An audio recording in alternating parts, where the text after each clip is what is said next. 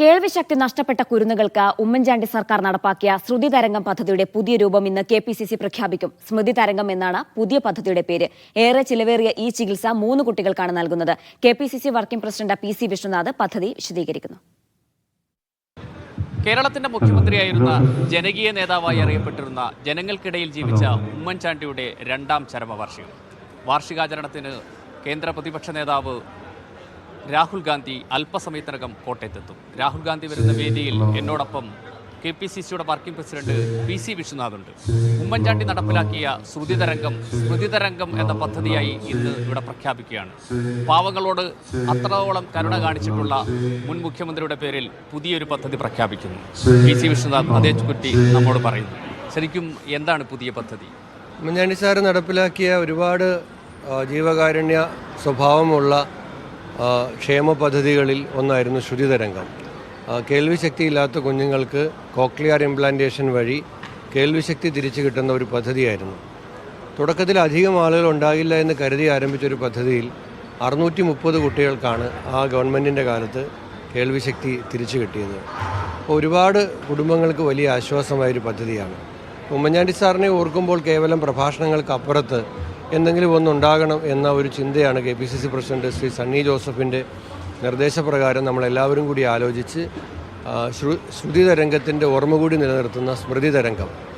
ഇത് മറ്റേത് cochlear implantation ആയിരുന്നെങ്കിൽ ഇത് ബോൺ കണ്ടക്ഷൻ ഇംപ്ലാന്റ് എന്ന് പറയുന്നതാണ്. മധ്യകർണത്തിൻ്റെ തകരാറ് മൂലം കേൾവിശക്തി നഷ്ടപ്പെടുന്ന കുഞ്ഞുങ്ങൾക്ക് ഈ ബോൺ കണ്ടക്ഷൻ ഇംപ്ലാന്റ് നല്ല ചിലവേറിയ ഒരു ഇംപ്ലാന്റാണ്. അത് നമ്മൾ ചെയ്യുന്ന ഒരു പദ്ധതിയാണ്.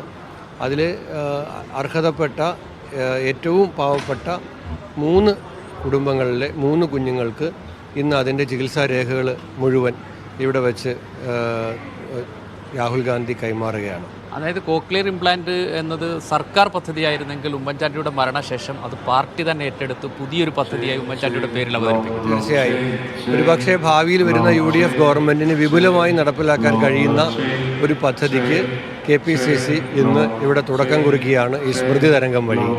അതായത് വരാനിരിക്കുന്ന നിയമസഭാ തെരഞ്ഞെടുപ്പിൽ ഇതൊരു വാഗ്ദാനമായി പോലും ജനങ്ങളുടെ മുന്നിൽ വെക്കാൻ സാധ്യതയുള്ള ഒരു വലിയ പദ്ധതിയായി ഇത് വികസിക്കാനുള്ള സാധ്യതയുണ്ട്. ഉറപ്പായിട്ടുമുണ്ട്. ഇപ്പോൾ ഞാനത് പറയുന്നതിന് ആളല്ല, മാനിഫെസ്റ്റോയ്ക്കൊക്കെ കമ്മിറ്റി ഉണ്ടാകും. പക്ഷേ KPCCക്ക് അങ്ങനെ ഒരു ആഗ്രഹമുണ്ട്. വരാൻ പോകുന്ന UDF സർക്കാർ ശ്രുതി തരംഗത്തിൻ്റെ ഓർമ്മയിൽ സ്മൃതി തരംഗം ഇത് കൂടുതൽ ആളുകളിലേക്ക്, അർഹതപ്പെട്ട മുഴുവൻ ആളുകളിലേക്കും എത്തുന്ന രൂപത്തിൽ വിപുലമാക്കണം എന്നുള്ളത്. സാധാരണഗതിയിൽ രാഷ്ട്രീയക്കാരുടെ ചരമവാർഷികം വലിയ ആചരണം പലപ്പോഴും നടത്താറുണ്ട് സംസ്ഥാനത്ത്. പക്ഷേ ഉമ്മൻചാണ്ടിയുടേത് വലിയ പരിപാടികളായി സംസ്ഥാനത്ത് പ്രാദേശിക തലം തൊട്ട് സംസ്ഥാന തലം വരെ വിവിധ പരിപാടികൾ. പക്ഷെ ഇതിലൊക്കെ ശ്രദ്ധേയമാകുന്നത് വലിയ ജനകീയ കാരുണ്യ പ്രവർത്തനങ്ങൾ. ഇവിടെ 12 വീടുകളാണ് ഇന്ന് കൈമാറുന്നത്. അത്തരത്തിലുള്ള ഒരു പ്രഖ്യാപനം ഉമ്മൻചാണ്ടിയുടെ പേരിൽ വലിയ കാരുണ്യ പദ്ധതികൾ ഇനിയും പ്രതീക്ഷിക്കാം ജനങ്ങൾക്ക്. കേരളത്തിൽ എവിടെ ഉമ്മൻചാണ്ടി സാറിൻ്റെ ഒരു അനുസ്മരണ പരിപാടി സംഘടിപ്പിച്ചാലും ആ പരിപാടി നടത്തുന്നവർക്ക് ഒരു കാര്യം നിർബന്ധമാണ്: എന്തെങ്കിലും ഒരു ജീവകാരുണ്യ പ്രവർത്തനങ്ങൾ കൂടി അതിൻ്റെ കൂടെ ഉണ്ടാകണം. എങ്കിൽ മാത്രമാണ് അത് പൂർണ്ണമാവുക അതാണ് ഉമ്മൻചാണ്ടി. ഇപ്പോഴും ഒരു പ്രസംഗം കൊണ്ട് ആളുകൾക്ക് തൃപ്തി വരില്ല. ആരെങ്കിലും ഒന്ന് സഹായിക്കുന്ന ഒരു പദ്ധതി കൂടി ഉണ്ടാകുമ്പോഴാണ് ഉമ്മൻചാണ്ടിയുടെ അനുസ്മരണം പൂർണ്ണമാകുന്നത്. അതായത് ഒരു തെരഞ്ഞെടുപ്പിലേക്ക് 2 തെരഞ്ഞെടുപ്പിലേക്ക് പോവുകയാണ്. ആ തെരഞ്ഞെടുപ്പിലേക്ക് പോകുമ്പോൾ യഥാർത്ഥത്തിൽ മരണപ്പെട്ടുപോയ ഉമ്മൻചാണ്ടി മുന്നിൽ നിന്ന് നയിക്കുകയാണ് ഈ കോൺഗ്രസിനെ. ഉറപ്പായിട്ടും ഉമ്മൻചാണ്ടിയുടെ നേതൃത്വം കോൺഗ്രസിന് മാത്രമല്ല, മലയാളിയുടെ പൊതുജീവിതത്തിൽ ഉണ്ടാകുന്ന എല്ലാ പ്രതിസന്ധിയിലും ആദ്യം ഓർക്കുന്ന പേര് ഉമ്മൻചാണ്ടിയുടെ തന്നെയാണ്. വ്യക്തിപരമായ ഒരു കാര്യം ചോദിച്ചോട്ടെ, ഉമ്മൻചാണ്ടിയോട് ഏറെ അടുപ്പമുള്ള, ഉമ്മൻചാണ്ടി രാഷ്ട്രീയത്തിലേക്ക് കൈപിടിച്ചു കൊണ്ടുവന്നൊരു സർക്കാർ ഉദ്യോഗസ്ഥന്റെ മകനാണ് PC വിശ്വനാഥ്. ഇപ്പോൾ ഉമ്മൻചാണ്ടി ഓർക്കുന്നത് എങ്ങനെയാണ്? എനിക്ക് സത്യം പറഞ്ഞാൽ ഉമ്മൻചാണ്ടി സാറിനെ അങ്ങനെ ഓർക്കേണ്ടി വരുന്നില്ല. കാരണം വിയോഗത്തിൽ ഓർക്കേണ്ടി വരുന്നില്ല. കാരണം നഷ്ടപ്പെട്ടു എന്നതിലപ്പുറത്തേക്ക് എപ്പോഴും കൂടെയുണ്ട് എന്നുള്ള ഒരു ധൈര്യമാണ് എനിക്കുള്ളത്. സാറിൻ്റെ ഒരു ഭൗതിക സാന്നിധ്യമില്ലെന്നുള്ളതേ ഉള്ളൂ. സാറിൻ്റെ ഒരു ആത്മീയ സാന്നിധ്യം ഞങ്ങളുടെ എല്ലാം ജീവിതത്തിൽ എപ്പോഴും ഉണ്ട്. കാരുണ്യത്തിന്റെ പ്രവാഹം ഉമ്മൻചാണ്ടി. ആ കാരുണ്യത്തിന്റെ മനുഷ്യനെ ഓർക്കുന്ന സന്ദർഭത്തിലും പുതിയ കാരുണ്യ പദ്ധതികൾ പ്രഖ്യാപിക്കുകയാണ്. ഇന്നത് KPCC നേരിട്ട് പ്രഖ്യാപിക്കുന്നു. വീടുകൾ, കോക്ലിയർ ഇംപ്ലാന്റ് പദ്ധതിയുടെ പുതിയ രൂപമായ സ്മൃതി തരംഗം ഉണ്ടാകുന്നു. അങ്ങനെ ഉമ്മൻചാണ്ടിയുടെ സ്മരണ നിലനിർത്തുന്നത് അദ്ദേഹം നടപ്പിലാക്കിയ പല പദ്ധതികളുടെ പുതിയ പദ്ധതികളാക്കിക്കൊണ്ടാണ്.